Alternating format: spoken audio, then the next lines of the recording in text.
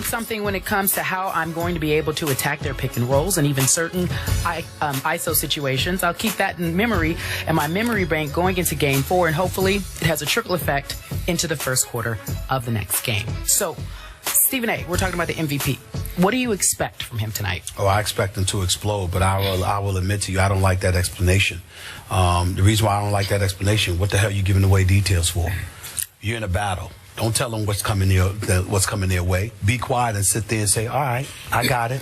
We'll see game 4. That's what Magic would have done. That's what Bird would have done. That's what Jordan would have done. He'd nod his head.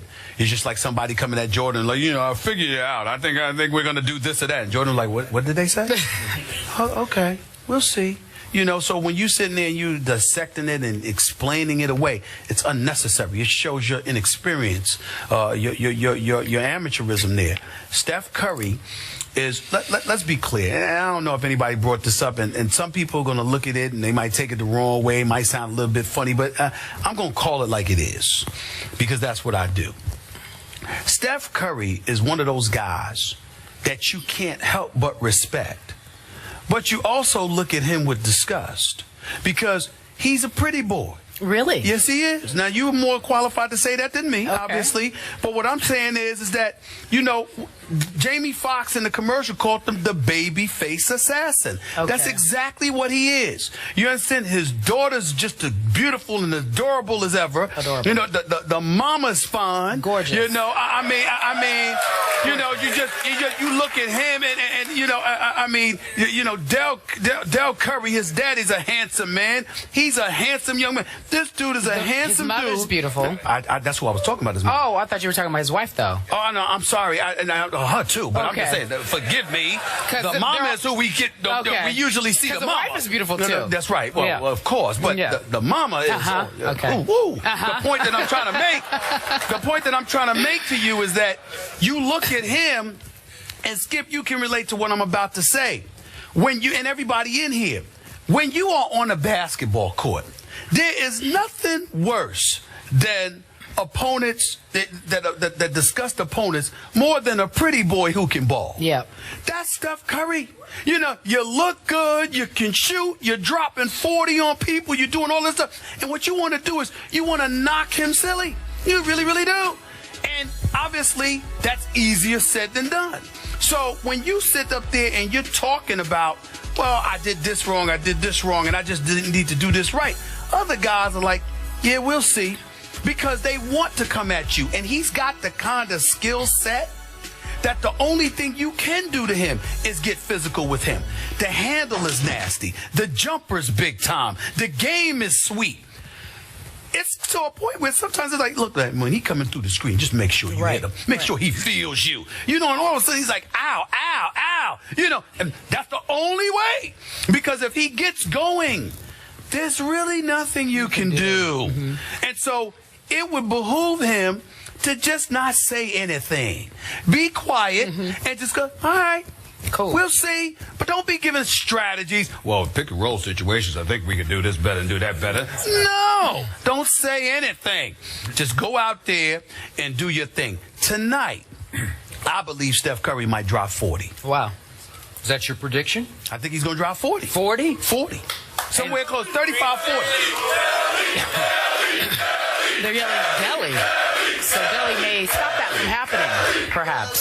So, and you still think the Cavaliers could overcome 40 by Steph Curry? Yeah, because I think LeBron's going to drop 40. Oh, okay. Well, he's averaging 40. That's like saying the sun's going to come up tomorrow, right? That's what he's doing. He scores 40 every game against his team.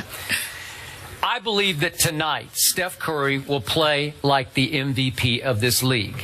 And I did not have a big problem with what he said. He did not specify what the changes are that he found in the pick and roll or whatever. He just said, I found something. He's planting a little seed of doubt maybe in Delhi's mind, or whoever's going to try to pick him up.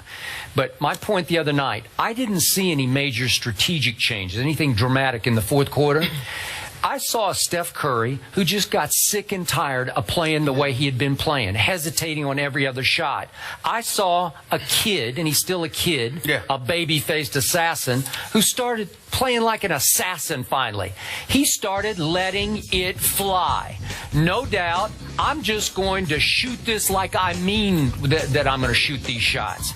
And again, I think he will pick up where he left off in the fourth quarter, because the baby-faced assassin just looked baby-faced for the first 3 games. That's all he did. He looked like a child among the men that Cleveland is putting on the floor. First 2 games and 3 quarters. Okay, that's fine. But in the fourth quarter, it was really too little too late, because they're down 20, and they cut it to 1, and then guess who turned it over 3 late times that took Golden State back out of the game? The MVP turned it over. He owes this basketball team this game this night. Right. And I'm looking for several things. I'm looking for 30. I'd be fine with 30. Again, I'm predicting that Golden State's going to even this series.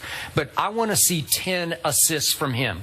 I want to see him get his running mate involved, because the Splash Brothers have been Crash Brothers. I want to see Clay get some touches. I want to see a little flow to the 2 of them. And I want to see Steph attack the basket occasionally, because Delly's just bodying him up at the 3-point line. You have to blow by occasionally and say, no, you're going to have to respect the fact I can get to the hoop, because we've seen him get to the hoop before. Skip, Clay did drop 34 in game 2. Okay, that was game 2. I know that. I'm just saying, but they haven't been Crash Brothers per se. I mean, Steph has had his issues. I think Clay has played within the shooting about 45% from the field, averaging about 23. Okay, but both of them are shooting 32% from the 3-point line. That's not good enough, because that's not who they are. That's not who they are. But the flip side to it is that in order for an assist to be recorded, that means others have to make shots. It's not like Harrison Barnes and Andre Iguodala and Draymond Green haven't touched the basketball. They've got the basketball. They've got open shots. I can't get an assist if I give you the ball and you open and you miss. And they're not going to get an assist. So it's like, I don't blame Steph Curry for the assist in that regard when I'm seeing other guys missing shots. Now, if they're not getting shots because you're not giving them the ball, that would be different. But guess what? I cannot wait until the opening moments of tonight's game. This is going to be really great to watch, because Steph, as the reigning MVP, is going to have to set the tone. If he drops a couple early shots, be it on drives or on threes or just mid-range jump shots, all of a sudden you set a tone for your running mates that our guy's back. He's into it. And all of a sudden, maybe you feel a little more comfortable when he does get you the basketball. Very good point. But here's the thing. Steph Curry has to remember that he doesn't have to be open to shoot. Steph Curry has taken and made contested shots. I thought he did in the fourth quarter the other night. Throughout his young career. Yeah. And I think initially in the last game, you know, he hit a shot, missed 6 of his first 7 shots, but he was looking to be open when he shot. The difference between him in the first quarter and the fourth quarter, he didn't care who was on him. He didn't care how tight they were on him. His attitude is, all I need is to create enough space to get my shot off, and the ball is going up. That is how Steph Curry plays. And he has to get back to playing that way. And I believe he will start out tonight very, very aggressively. He will need to in order for them to win this game. I agree. Will we see the babyface assassin tonight? The fellas agree that we will. When we come back, it's Carey's court, home court. Members get an opportunity to talk to Skip and Stephen A. We'll be back in just a few moments. First take on the road for the finals is from Pennsylvania. She drove here, hour and a half away, she said. She got here at 3:30 in the morning. These fans are amazing. And she has a question for you, Stephen A. Smith. My question is, due to LeBron's finals performance this far, do you think that he is starting to get that killer instinct that Kobe and Jordan have? No. That's fair. I appreciate the question, and I'm not taking anything away from LeBron James. But MJ and Kobe don't walk into a final saying, well, I hope we do this. And, you know, whether we win or lose, we're going to give it our best. They never engaged in that kind of verbiage. They entered the final with one mission and one mission in mind, to win. Losing wasn't something that was comprehensible to them. Kobe had to ultimately deal with that twice. 5 times he did not. He won. But that kind of language, lingo, verbiage, that's not in their DNA. LeBron is going to go all out. He's never going to cheat you with a lack of effort or anything like that. He's going to give it all he's got. But in the back of his mind, there is something about him that comes across as being prepared to lose. MJ and Kobe never even contemplated until they absolutely positively had to. Yep. I thank you for that answer because it's an honest, painfully honest answer. But this question's not fair to LeBron James. He does so much great other than this. This is not his strength. Totally agree. The killer instinct. Michael Jordan and Kobe, I'm going to use your favorite expression. Assassins. And snatch your heart out of your chest. That's what both of them intend to do to you when it's time to do it in a fourth quarter. Now, LeBron came up big the other night down the stretch of Game 3. Man, I was proud of him. He hit that big three, and then he made 4 straight clutch big free throws.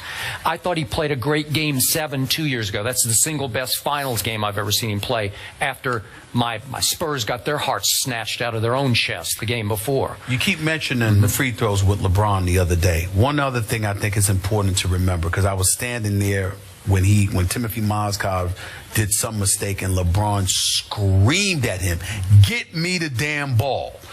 It wasn't just that he hit the free throws.